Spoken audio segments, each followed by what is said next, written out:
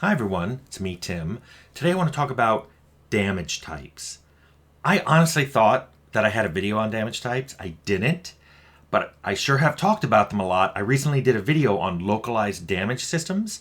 I think it was last week, where I talked about damage types and even mentioned like elemental damage. I didn't really talk about what those were, and this led Juma Fallout to ask, Tim, following up on the line of thought, how do you handle different damage types? Always comes to mind Fallout with specific armors like the Tesla armor or the EMP damage that only did splash damage to the PC if they were unarmored. And since Juma's a master, this is why you're getting this video so quickly, but he wasn't the only one who asked. Renatus Media asked, have you discussed elemental damage in game design before? It feels complicated to actually design for. It can be.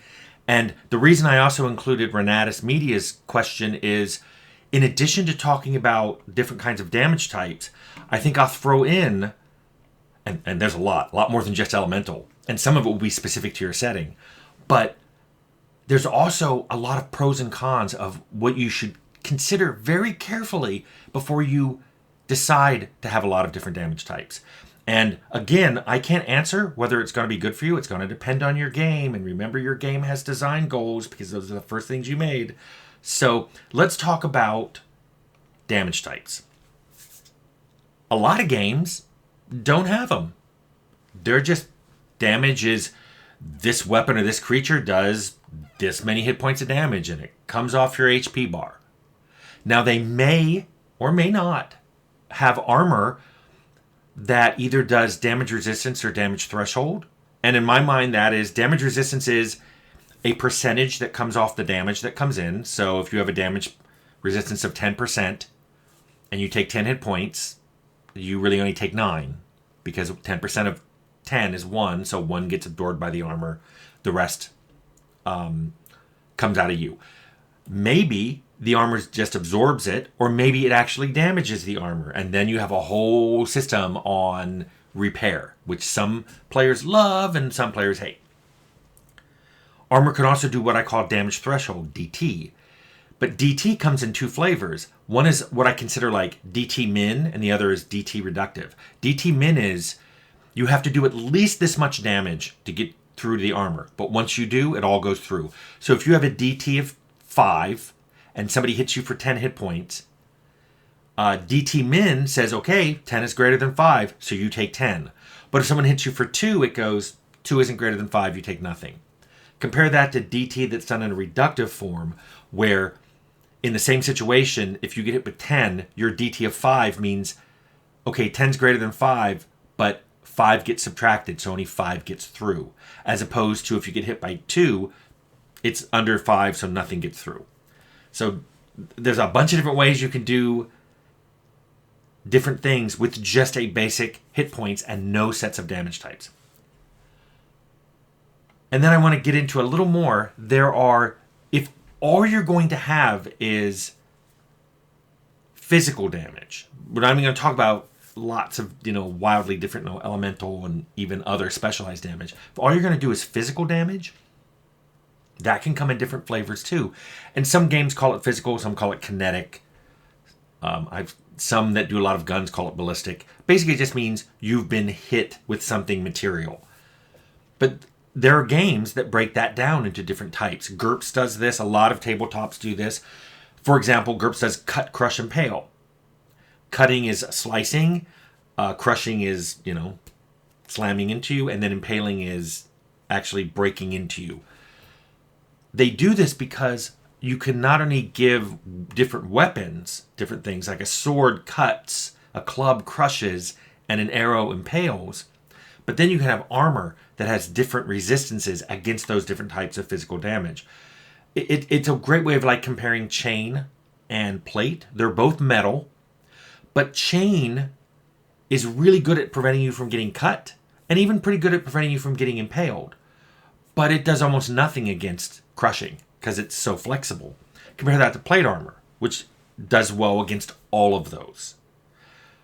So that's a way of distinguishing chain and plate in a very simple numerical way that players can quickly look at and go, oh, chain is this, plate's this. You might go, well, why wouldn't I always want plate? Well, plate may do things like limit your dexterity or weigh a lot. There's all kinds of ways you can balance out the different damage type resistances that those armors can give, or damage thresholds. So now let's talk about elemental damage, because you see that in a lot of games. And it's because it's a very simple way of conceiving the different damage types and displaying them to the player. Usually, if it's done as elemental, you think of it as fire, water, air, and earth. Although that does raise some questions. Everybody knows what fire damage is. What's water damage? So that's often converted into cold/ice. So you have freezing damage. And then air is often changed to something like shock or electrical. So, that it's that kind of damage. But then earth, you're like, what is earth? So sometimes earth is used as the physical damage. So if you use an elemental damage type, earth turns into the physical that you already have. And then it gives you an additional, the other 3 elemental damages are fire, cold, and electrical. There are far more damage types you can do than just that, though. I put these all in a category I called specialized damage. The first one is you can always directly damage a player's attributes. So you can say if you get struck for damage, maybe your strength is reduced either on the next round or for the next few rounds or until you're healed. Or it could be, you could do it if you watch my video on specialized damage location, it could be if you're hit in the legs. Maybe that reduces your dexterity or your speed until that's healed. You could have like a drug that if you get poisoned with it, it makes you your head foggy. You can't think straight. That reduces your intelligence stat. And if you're playing a game with magic and there's intelligence minimums on spells, or intelligence somehow controls your mana pool or what level of spell you can cast, suddenly getting your intelligence damage is a really bad thing. But there's other ways of doing specialized damage. You're all familiar with poison damage. And poison damage can be something that either does damage to your regular health point pool, or you may even have your own health pool for that. I don't really want to get into all that because you can do different health pools by area. You can have a different health pool for every damage type you have. That's a totally different topic. But poison is a very common damage type that's kept separate from the other ones, especially because it's often used as a damage over time. Radiation is also similar. Radiation is kind of like poison damage, but again, it's something that, does your setting support this? In a magic game, you probably don't want radiation damage, but in a post-apocalyptic game, you almost certainly do want radiation damage. And you may also have poison damage, so those two things may be separate, and they may use their own pools, their own resistances and thresholds, or they may use something similar. You can also have corrosion/acidic damage. This can come from creatures, this can come from just environmental effects. It's great to have on traps. And again, this is something that you can do your own DRDT against that. Some games, especially fantasy games, have the idea of a negative energy, void energy, life force draining stuff. And that will drain your hit points, but it's coming from something else. So maybe you need a magical protection against it, or magical armor maybe can help you against that. So finding a DR or DT resistance against negative energy damage may be really hard to do. And then, even though I mentioned that you can have electrical damage, your game may require that to be broken down further into additional specialized, like plasma or laser. And you may go, wait, aren't those just types of energy damage? Yes, but you can easily see why fire and laser damage would be treated differently with armor. Some armor which is really good against fire may not be good against a laser. And since lasers can be reflective by shining a blade of armor, but that wouldn't do anything to fire, you can see why if your game has enough richness in it, you might want to distinguish between fire, plasma, or laser in your damage types. Which is a good segue now into talking about the pros and cons of having a lot of damage types. I'll do the pros first, because I think the pros are pretty obvious. First of all, you can just do a lot more damage that's more specific, more realistic, if that's what you care about. But just having damage that's more appropriate. So a fire elemental hits you for fire damage, but a water elemental may hit you for cold damage. That just makes sense. Then they both just hit you and you take hit points. Because of that, having lots of damage types gives you a lot of variety in a lot of parts of the game. You can have lots of different weapons because you have lots of different ways of dealing damage. And some weapons can do multiple damage types. You can have lots of armor because even though armor can be made of similar materials, the way it's constructed, it gives you different DR and or DT against all those different kind of damage types that you've already had. In addition to all the other things you can put on the armor, like how much it weighs and how much it reduces certain skills or attributes while you're wearing it. Creatures, you can get a lot of variety in creatures. Creatures can do lots of different damage types, and that's scarier to the player. Same like creatures, traps. You can have traps in the world that hit you with spikes. Maybe they hit with poison spikes. Maybe they hit with acid spikes. You suddenly have a lot more cool traps to do. And then along with all of that stuff are special effects. You get to go to your artist and go, I need acid, and I need plasma, and I need fire, and I need, electrical. There's a lot of different cool special effects can be made, and now your game is visually more interesting. Finally, it gives you more leverage points for balancing all the things I just mentioned: weapons, armor, creatures, traps. By leverage points, I mean when you're going in to balance things, you can adjust different values. So there is no one best armor or an armor that's just not very good at all. This will make the min-max players unhappy because they won't be able to go, this is the single best armor in the game. But it is great for distinguishing different armors, especially ones that look very different. Chain looks very different from plate. They're both just metal armor. But if you have those different physical damage types, you now understand why chain and plate are so different in combat. Which brings me to the cons, though.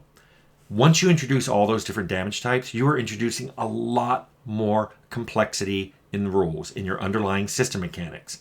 You don't always need that much complexity. Or you can offload the different damage types into a status effect. I did a whole video on status effects and their implementation, and I'll link it below. But for example, if you want something like some kind of weapon that damages your strength, it could instead just apply a status effect that reduces your strength.